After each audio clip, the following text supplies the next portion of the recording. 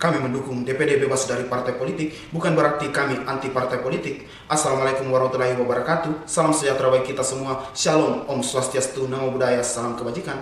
Perkenalkan kami, delegasi Universitas Bosua.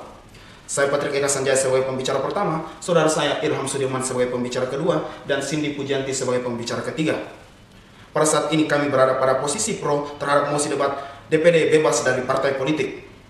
Perjuangan historis dan sejarah yang beruntun bangsa Indonesia telah berhasil menemukan pandangan hidup dan ideologi yang termuat secara lengkap dalam Pancasila sebagai filosofis kronsela Negara Kesatuan Republik Indonesia.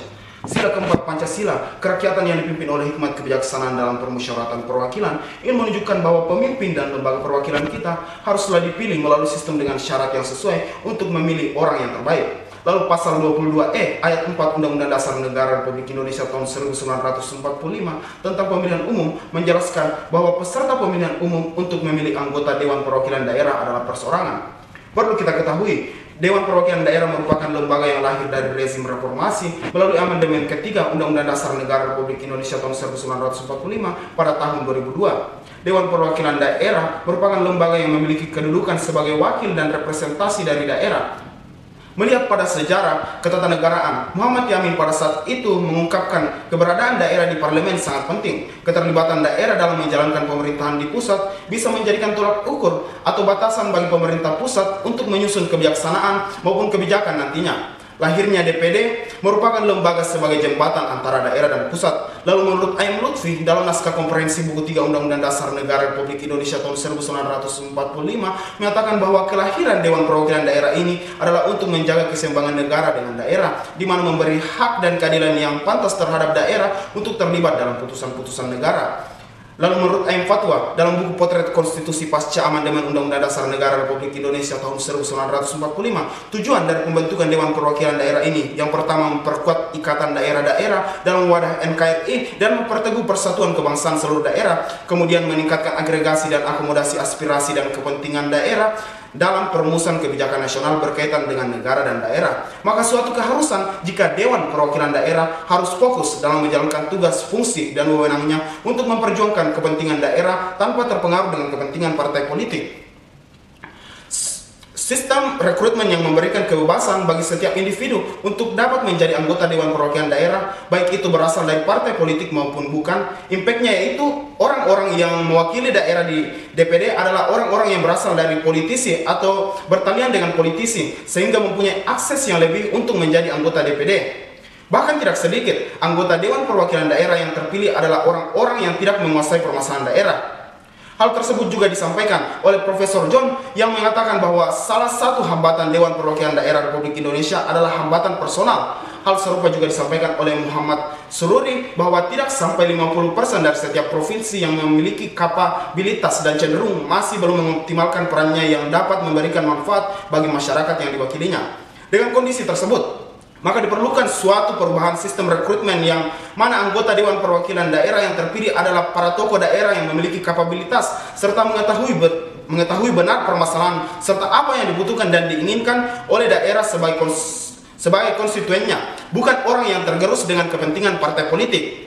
Lalu, apa kata undang-undang? Itulah hukumnya. Kedudukan DPD tertuang dalam perubahan ketiga Undang-Undang Dasar 1945, yakni terdapat pada pasal 22C, 22D terkait kewenangan DPD, dan terutama pada pasal 22E Undang-Undang NRI 1945 ayat 4. Peserta pemilihan umum untuk memilih anggota Dewan Perwakilan Daerah adalah perseorangan. Pengaturan tentang susunan dan kedudukan serta pelaksanaan fungsi, tugas, dan kewenangan MPR, DPR, DPD, dan DPRD, serta pelaksanaan pembahasan legislasi sebagaimana tercantum dalam Undang-Undang 1945 secara umum sebagaimana tercantum dalam substansi Undang-Undang MD 3 mengatur aspek kelembagaan antara DPR dan DPD sangat timpang. Padahal dalam sistematika Undang-Undang 1945, kedua lembaga ini adalah lembaga negara yang dipergunakan untuk mengimplementasikan check and balance dalam paradigma demokrasi desentralistik.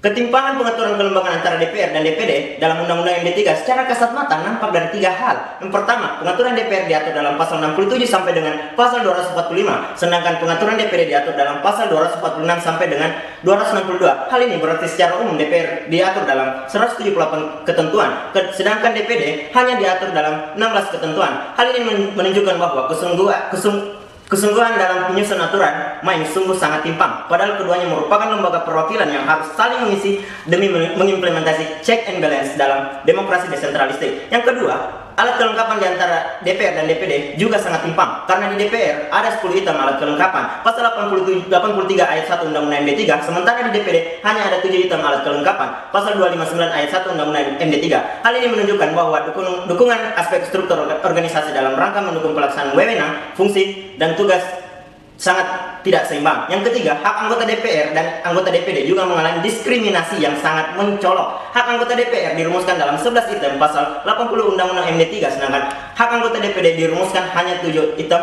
pasal 297 Undang-Undang MD 3. Dengan memperhatikan sistematika pengaturan yang demikian ini, jelas menunjukkan bahwa pelemahan terhadap wewenang fungsi tugas DPD memang sengaja dilakukan. Pendek kata, kewenangan konstitusional DPD sebagaimana diatur dalam pasal 22D Undang-Undang 1945 semakin dikebiri dan jelas tidak mendukung pelaksanaan fungsi teritorial representatif yang dalam tataran empirik justru lebih berat ketimbang politikal representatif. Ada 4 alasan kami yang mendukung DPD bebas dari partai politik. Yang pertama, pelarangan pengurus partai politik jadi anggota DPD untuk hindari distorsi politik. Dalam frasa tersebut tidak dijelaskan secara rinci apakah pengurus parpol diperbolehkan mendaftar sebagai calon anggota DPD. Jika pengurus parpol diizinkan mendaftar sebagai calon anggota DPD, maka ini dipandang bakal merugikan calon persorangan. Yang kedua, Indonesian Parliamentary Center mempunyai data bahwa hingga akhir 2017 ada 78 dari 132 anggota DPD yang merupakan pengurus partai politik. Yang ketiga, DPD berasal dari parpol, maka akan ada benturan kepentingan. Anggota DPD yang bersangkutan bisa saja lebih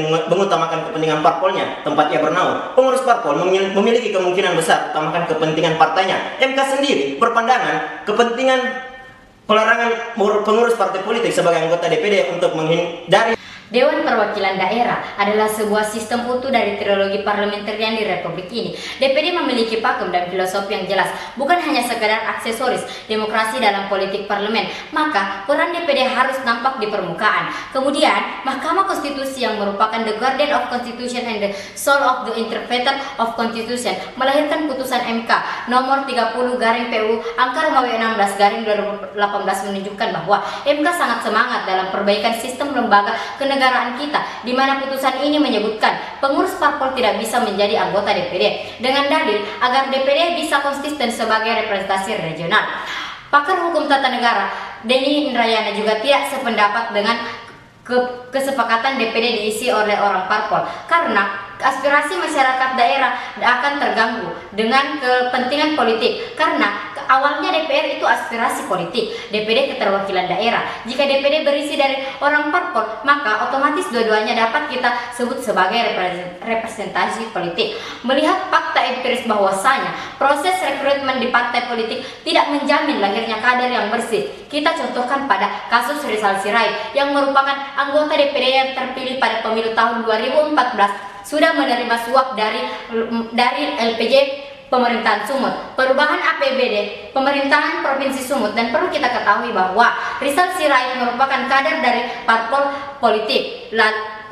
Lalu data terbaru yang dikeluarkan KPK pada tahun 2019 bahwasanya 69% tindak pidana korupsi yang ditangani KPK berlatar belakang partai politik. Kemudian ICW atau biasa disingkat dengan Indonesian Corruption Watch pada Januari merilis data bahwasanya 46 caleg merupakan ex-napi korupsi yang ketika dilihat latar belakangnya mereka memiliki hubungan partai politik.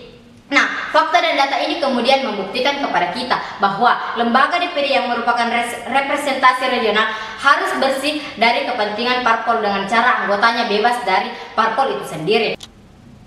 Untuk mendukung argumen kami, ada beberapa hal saran yang kami tawarkan. Yang pertama yaitu putusan MK nomor 30/PUU angka Romawi 16/2018 harus segera ditindaklanjuti dengan membuat undang-undang PKPU yang baru agar tidak terjadi lagi multitafsir dalam pemilu selanjutnya. Nah, yang kedua yaitu menambah kewenangan DPD dalam Undang-Undang MD 3 agar tidak ada adanya ketimpangan DPR, padahal keduanya merupakan perwakilan yang harus saling mengisi demi implementasi check and balance dalam demokrasi desentralistik. Nah, Dan kami juga mendukung wewenang MK dalam memutuskan putusannya harus sampai pada ranah memaksa atau implementasi dari keputusannya harus dilaksanakan semua pihak.